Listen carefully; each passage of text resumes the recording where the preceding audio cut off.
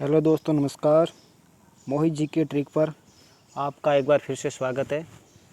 आज हम पढ़ेंगे राजस्थान की कला संस्कृति के अंदर हमारा टॉपिक रहेगा राजस्थान के रीति एवं रिवाज। सबसे पहले पढ़ेंगे रीति एवं रिवाजों में जो भी मृत्यु से संबंधित जो भी रीति रिवाज उनके बारे में पढ़ेंगे।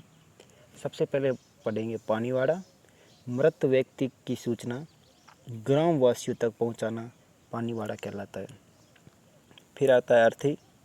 मृत व्यक्ति को लेटाकर शमशान घाट तक पहुंचाना अर्थी कहलाता है। फिर आता है बैंकुटी।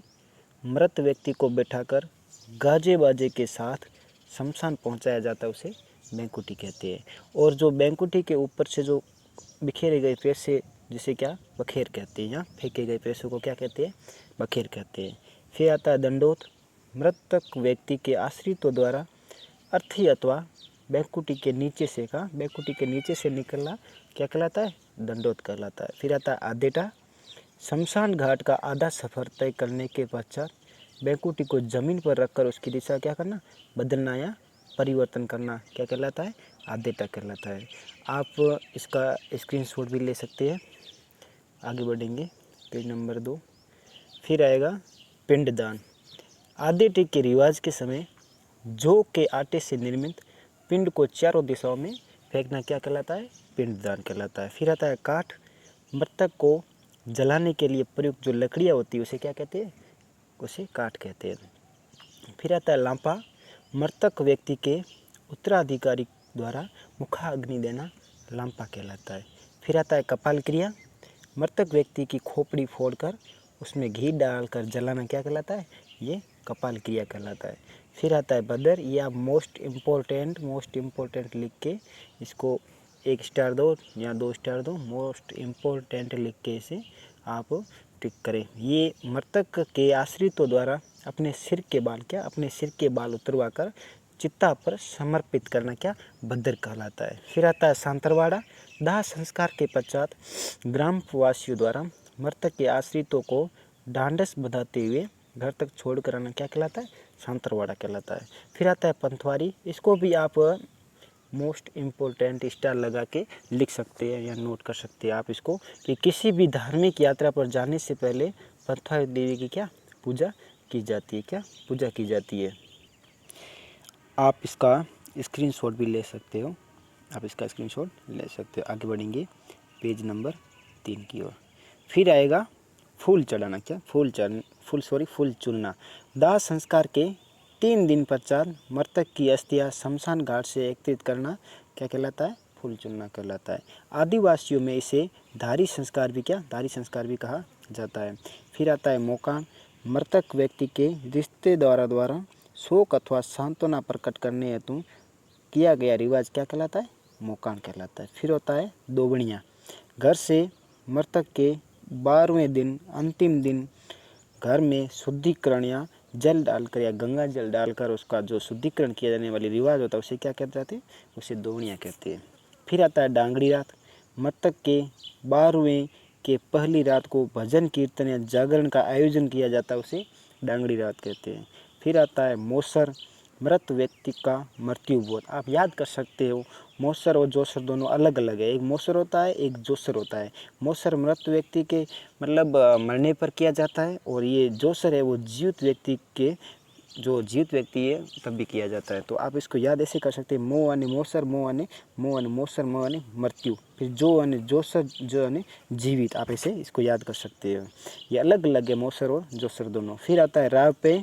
गांव के मुख्य लोगों द्वारा मृतक के आश्रितों को राबड़ी पिलाकर भोजन ग्रहण करवाना क्या राब पे कहलाता है। फिर आता है पहरावणी या ओडावणी। मृतक व्यक्ति के 12वें दिन आश्रितों के रिश्तेदारों द्वारा सहयोग राशि या कपड़ों का लेन देन क्या कहलाता है, पहरावणी कहलाता है। आप इसका स्क्रीनशॉट भी ले सकते हो। आगे बढ़ेंगे पेज नंबर 4 की ओर।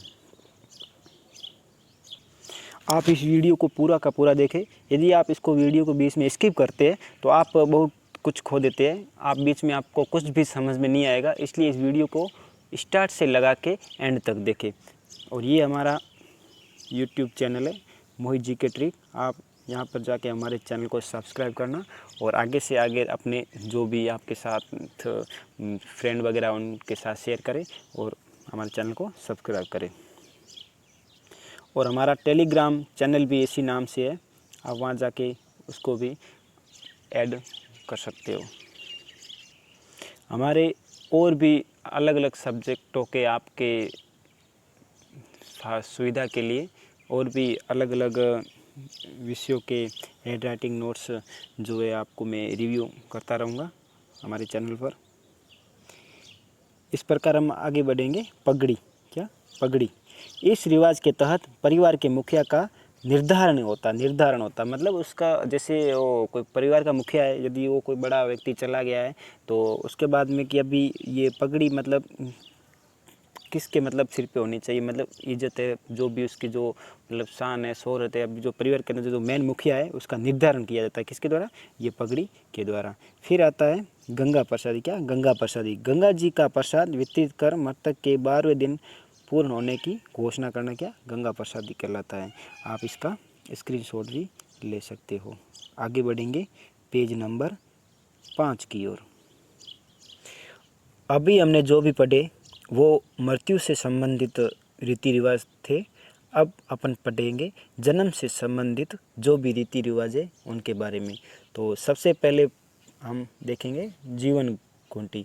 बच्चे के जन्म लेते ही किसी परिचित द्वारा उसके मुख में द्रव पदार्थ पिलाना क्या कहलाता है, जीवन घुंटी कहलाता है। फिर आता है नावण, जन्म के 9वें दिन पश्चात बच्चे को प्रथम बार क्या स्नान करवा कर घर से सूतक दूर करना क्या कहलाता है, नावण कहलाता है। एक नावण है और एक आप नोट लगा के लिख सकते हो नाहन महोत्सव। नाहन महोत्सव है जो कहाँ का प्रसिद्ध है, कोटा का प्रसिद्ध है। ये दोनों अलग अलग है, एक नावण है और एक है नाहन महोत्सव जो कोटा का प्रसिद्ध है। कहाँ का प्रसिद्ध है, कोटा का प्रसिद्ध है। उसके बाद आएगा दसोटन, बच्चे के प्रथम बार बाल अपने जो आराध्य देवे के समक्ष उतरवाना या झड़ूला या चूड़ा कर्म कहलाता है। ये दसोटन है, ये जो बच्चे का जो प्रथम बार, जैसे बच्चा बड़ा हो गया तो उसका प्रथम बार जैसे अपने आराध्य देव कोई उसके सामने बच्चे के बाल काटना या उसका बालों को उतरवाना क्या कहलाता है, झड़ूला या चूड़ा कर्म या दसोटन कहलाता है। इस अवसर पर दिया गया जो भोज होता है उसे क्या कहते हैं, उसे दसोटन कहते हैं। उसे क्या कहते हैं, दसोटन कहते हैं। फिर आता जामना, क्या जामना, संतान प्राप्ति के पश्चात महिला के ससुराल से उसके लिए भेजी जाने वाली खाद्य सामग्री को क्या कहते हैं, जामना कहते हैं। संतान प्राप्ति के पश्चात महिला द्वारा प्रथम बार ससुराल जाते समय पीहर पक्ष द्वारा गहने आभूषण इत्यादि उपहार देना भी क्या कहलाता है, जामना कहलाता है। आप इसका स्क्रीनशॉट भी ले सकते हो। जामना अलग दो अधिक जामना और ये जामना दो अलग अलग है। आप इसका स्क्रीनशॉट भी ले सकते हो। आगे बढ़ेंगे पेज नंबर 6 की ओर। अभी जो पहले मृत्यु से संबंधित, फिर जन्म से संबंधित, अभी जो अपन रीति रिवाज पढ़ रहे हैं वो क्या है, वैवाहिक रिवाज जो है, जो वैवाहिक जीवन में जो संबंधित जो भी रीति रिवाज है उनके बारे में अभी अध्ययन करेंगे। अब पहला इसमें है घृतपान, क्या है, घृतपान। विवाह से कुछ दिन पहले शुभ मुहूर्त पर दूल्हे एवं दुल्हन को कांकन डोर बांधने हेतु घृतपान करवाया जाता है। फिर आता है चाक पूजन। विनायक पूजन के पश्चात महिलाओं द्वारा कुम्हार के घर जाकर मिट्टी के बर्तनों की पूजा करना क्या चाक पूजन कहलाता है। फिर आता है मूंदना या मूंझना। मिठाइयाँ बनाने में प्रयुक्त लकड़ियों की गांव के चौक में पूजा करना मूंदना या मूंझना कहलाता है। फिर हल्दायत या पिठी। जौ का आटा, हल्दी एवं तेल का मिश्रण जो होता है, ये हल्दा, इसके अंदर जो ये जौ का आटा, हल्दी एवं तेल का ये मिश्रण होता है। इसमें पीठी में 5 महिलाएं होती है जिन्हें क्या कहा जाता है, जिन्हें पौरी कहा जाता है। पाँव से सिर तक के क्रम में पीठी लगाना तेल चढ़ाना कहलाता है। और विवाह के दिन पीठी सर्वप्रथम ललाट एवं अंत में पाँव पर लगाई जाती है, जिससे तेल उतारना कहते हैं। क्या कहते हैं, तेल उतारना कहते हैं। आप इसका स्क्रीनशॉट भी ले सकते हो। आगे बढ़ेंगे पेज नंबर 7 की ओर। फिर आएगा बंडोला। विवाह के अवसर पर वर वधू के रिश्तेदारों द्वारा आयोजित भोज होता है उसे क्या कहते हैं, बनोला कहते हैं। फिर आएगा राति जोगा, विवाह के अवसर पर रात्रिकालीन समय में महिलाओं द्वारा मांगलिक गीत गाया जाता है उसे राति जोगा कहते हैं। फिर राति जोगा का अंतिम गीत जो होता है उसे क्या कहते हैं, कुकड़ी कहते हैं। फिर आता है पाट उतारना, दूल्हे को बाजोट से मामा द्वारा नीचे उतारना पाट उतारना कहलाता है। फिर आता है औराना या रायड़ा, ये औराना या रायड़ा, इसमें आप देखेंगे कि दूल्हे को बुरी नज़र से बचाने हेतु दूल्हे की बहन द्वारा उसके ऊपर नमक राई फेंकना क्या कहलाता है, औराना या रायड़ा कहलाता है। फिर होता है बिंदुरिया रथी, विवाह के अवसर पर दूल्हे को घोड़ी पर बिठाकर गांव में घुमाना बिंदुरी कहलाता है। फिर आता है कुंवारी जान बारात को वधू पक्ष लोगों के द्वारा दिया गया जो प्रथम भोज, जैसे बारात आती है तो उस टाइम जो सबसे पहले जो वधू पक्ष के द्वारा जो बारातियों को जो भोजन दिया जाता है उसे कुंवारी जान भात कहते हैं। फिर आता है सामेला, बारात के डेरे पर पहुंचने पर वधू पक्ष के लोगों द्वारा बारात का स्वागत करना क्या कहलाता है, सामेला कहलाता है। क्या कहलाता है, सामेला कहलाता है। फिर आता है पडला, वर पक्ष द्वारा वधू के लिए कपड़े लत्ते गहने आभूषण इत्यादि लाना क्या कहलाता है, पडला कहलाता है। आप इसका स्क्रीनशॉट भी ले सकते हो। आगे बढ़ेंगे पेज नंबर 8 की ओर। फिर आता दुकाव, वर को बारात के डेरे से फेरों तक वधू के घर तक ले जाना क्या कहलाता है, ये दुकाव कहलाता है। क्या कहलाता है, दुकाव कहलाता है। फिर था झेला मेला की आरती, दूल्हे द्वारा तोरण मारते समय दूल्हे की सास द्वारा उतारी गई आरती को क्या कहते हैं, झेला मेला की आरती कहते हैं। इस आरती के समय झिलमिल व कुकड़लू गीत गाए जाते हैं। फिर आता है गंठ जोड़, दूल्हे की मामा चूनड़ एवं दूल्हे के कमर पट्टे की गांठ देना गंठ जोड़ कहलाता है। फिर आता है हथलेवा, वर वधू के दोहे हाथ जोड़वाना क्या कहलाता है, हथलेवा कहलाता है। फिर आता है चंवरी, वर वधू के फेरों का जो स्थान होता है उसे चंवरी कहते हैं। फिर आता है सेंवरा, फेरों के समय वधू के भाई व मामा द्वारा दिया जाने वाला जो रिवाज होता है उसे सेंवरा कहते हैं। फिर पाणी ग्रहण आता है, विवाह के 7 वचनों में बंधना पाणी ग्रहण कहलाता है। फिर आता है पग धोई, वधू के पिता द्वारा वर के पांव दूध से धोना पग धोई कहलाता है। फिर आता है कन्यावल, वधू पक्ष के रिश्तेदारों द्वारा फेरों तक जो उपवास रखा जाता है या फेरों तक कुछ खाना वगैरह नहीं खाते उपवास रखते उसे क्या कहते हैं, उसे कन्यावल कहते हैं। आप इसका स्क्रीनशॉट भी ले सकते हो। आगे बढ़ेंगे पेज नंबर 9 की ओर। फिर आएगा लोकोई, विवाह का रिवाज, विवाह के दिन फेरों के पश्चात वर द्वारा भोजन ग्रहण करते समय दी जाने वाली नेक राशि को लोकोई कहते हैं। फिर नोट लगा के आप लिख सकते हो कि आदिवासियों में मृत्यु भोज को लोकैया, कांदिया या मेक इत्यादि नामों से जाना जाता है। फिर आता है समटावणी या रंगभरी, बारात की विदाई के समय वधू पक्ष द्वारा वर पक्ष को दिए जाने वाले रुपये पैसे उपहार को समटावणी या रंगभरी कहते हैं। फिर आता है गोद भराई, विवाह के पश्चात वर पक्ष द्वारा दुल्हन की झोली में कुछ खाद्य सामग्री या पैसे रखना गोद भराई कहते हैं। फिर आता है बार रोकना, वर वधू के घर में प्रवेश के समय वर की बहन द्वारा घर के दरवाजे पर खड़ा होना बार रोकना कहलाता है। फिर आता सोटा सोटी, देवी देवताओं के पूजन के समय वर वधू द्वारा एक दूसरे पर बैंस से वार करना या लकड़ी से वार करना, ये एक प्रकार का एक खेल है जो खेला जाता है जिसे सोटा सोटी कहते हैं। फिर आता जुआ जुई, यह एक वैवाहिक खेल है जो कांकन डोर खोलने हेतु खेला जाता है। जो कांकन डोर जो बांधते हैं उसके बाद में जुआ जुई, ये जो एक खेल है एक प्रकार की रस्म है, इसके अंदर दूल्हा दुल्हन एक दूसरे के कांकन डोर को खोलते हैं। आप इसका स्क्रीनशॉट भी ले सकते हो। आगे बढ़ेंगे पेज नंबर 10 की ओर।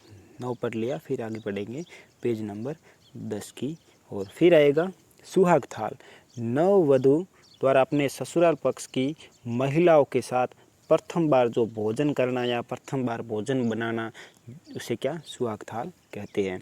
नोट लगा के लिख सकते हो आप, नववधू द्वारा अपने ससुराल पक्ष की महिलाओं के साथ प्रथम बार कलेवा करना हीरावणी कहलाता है। क्या? हीरावणी कहलाता है। फिर आता है ओलंदी। नववधु द्वारा प्रथम बार ससुराल जाते समय साथ भेजी जाने वाली लड़की को क्या कहते हैं? ओलंदी कहते हैं। फिर गोना या मुकलावा, शादी के पश्चात लड़की को ससुराल भेजना प्रथम बार गोना या मुकलावा कहलाता है। फिर जानोटन, विवाह के अवसर पर वर पक्ष द्वारा दिए जाने वाला भोजन क्या कहलाता है? जानोटन कहलाता है। फिर आता है जेवनवार, विवाह के अवसर पर वधु पक्ष द्वारा दिए जाने वाला भोजन क्या कहलाता है? जेवनवार। फिर आता है कच्ची जान बात या पक्की जान बात या परिणीत जान बात इत्यादि, ये सभी है जो वधु पक्ष द्वारा दिए गए भोज है। ये जैसे कच्ची जान बात है, पक्की जान बात है, परिणीत जान बात है।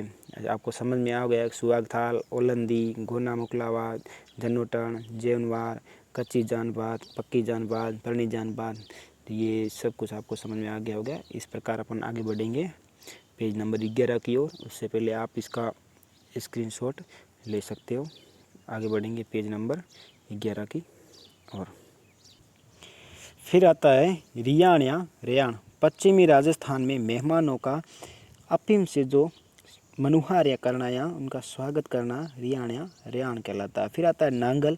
इसको आप मोस्ट इम्पोर्टेंट या स्टार लगा के लिख सकते हो कि नवनिर्मित घर के उद्घाटन से संबंधित ये क्या एक रिवाज है। ये हमारे यूट्यूब चैनल है, आप इसको सब्सक्राइब कर लो। और यही हमारा टेलीग्राम चैनल है। आगे बढ़ेंगे पेज नंबर 12 की ओर। उससे पहले बनने से पहले आप इसका स्क्रीनशॉट ले सकते हो। आगे बढ़ेंगे पेज नंबर 12 की ओर। सब हमने आगे रीति रिवाज पढ़ लिए, मृत्यु से संबंधित, विवाह से संबंधित, जन्म से संबंधित। अब अपन पढ़ेंगे मानव जीवन के संस्कार। ये कितने होते हैं? 16 संस्कार होते हैं। 1 नंबर पे है बीजोरोपण या गर्भाधान। मानव जीवन का ये क्या है? प्रथम संस्कार है। फिर है पुंसवन, 2 से 3 माह की गर्भावस्था में पुत्र प्राप्ति की कामना में किए जाने वाला संस्कार पुंसवन है। फिर सेमंतोनयन, 7 माह गर्भावस्था में निरोगी संतान की प्राप्ति हेतु किया जाने वाला प्रथम संस्कार है। फिर होता है जातकर्म, संतान प्राप्ति के पश्चात किया जाने वाला प्रथम संस्कार। संतान प्राप्ति के पश्चात किया जाने वाला प्रथम संस्कार। इस संस्कार के तहत बच्चे को जीवन घुंटी दी जाती। क्या? जीवन घुंटी दी जाती है। फिर आता है नामकरण। जन्म के 3 दिन पश्चात बच्चे को स्नान करवाना, प्रथम बार या उसका नाम देना नामकरण कहलाता है। आप इसका स्क्रीनशॉट ले सकते हो। आगे बढ़ेंगे पेज नंबर 13 की ओर। फिर आता है निष्क्रमण। जन्म के 6 माह पश्चात बच्चे को प्रथम बार घर से बाहर निकालकर भगवान सूर्य के दर्शन करवाना। फिर आता है अन्नप्राशन। निष्क्रमण संस्कार के पश्चात बच्चे को प्रथम बार मीठा अन्न खिलाना। फिर आता है चूड़ाक्रम या जड़ूला। जन्म के 2 से 3 वर्ष पश्चात बच्चे के बाल प्रथम बार अपने आराध्य देव के समक्ष उतारना। फिर आता है करणबोध। जन्म के 5 से 6 वर्ष पश्चात दोनों कानों में छिद्र करवाना करणबोध कहलाता है। फिर आता है विधारम। जन्म के 5 से 6 वर्ष पश्चात विद्या प्राप्ति हेतु प्रथम बार कहाँ? स्कूल भेजना। फिर आता है जनेऊ या उपनयन। 8 से 11 वर्ष की आयु में जनेऊ धारण करना। जनेऊ संस्कार का सबसे पवित्र दिन रक्षाबंधन माना जाता है। आप इसका स्क्रीनशॉट भी ले सकते हो। आगे बढ़ेंगे पेज नंबर 14 और हमारा अंतिम पेज। वेदोआरंभ। जनेऊ संस्कार के पश्चात बच्चे की शिक्षा हेतु गुरु के पास भेजना। क्या? शिक्षा हेतु बच्चे को गुरु के पास भेजना। फिर गोदना या केशांत। यह संस्कार किशोरावस्था से युवा अवस्था में प्रवेश का संस्कार है। प्रथम बार दाढ़ी और मूछ कटवाना गोदना या केशांत कहलाता है। फिर पढ़ेंगे समावर्तन। वेदों की शिक्षा पूर्ण कर घर लौटने का ये संस्कार है। फिर आता है पाणी ग्रहण। यह विवाह का संस्कार है। फिर आता है अंत्येष्टि। मानव जीवन का सबसे और अंतिम जो संस्कार है वो है अंत्येष्टि। यह मृत्यु का संस्कार है। आपने हमारे यूट्यूब चैनल को सब्सक्राइब कर दिया होगा और हमारा टेलीग्राम चैनल भी इसी नाम से है। वहाँ जाके आप वहाँ ज्वाइन हो सकते हो। यहाँ यूट्यूब चैनल को आप सब्सक्राइब कर दें और आगे से आगे अपने दोस्तों के साथ शेयर करें ताकि उनको भी इसका फ़ायदा मिल सके। जितना हो सके मैंने मेरी तरफ से पढ़ाने की कोशिश की है, क्यों मेरा ये पहला प्रयास है और भी इससे अच्छा, इससे बेहतर मैं आपको पढ़ाऊँ। बस यही दुआ करो आप भगवान से, और मैं भी और भी आगे इससे भी अच्छा बेहतर पढ़ाने की कोशिश करूँगा। थैंक यू, धन्यवाद।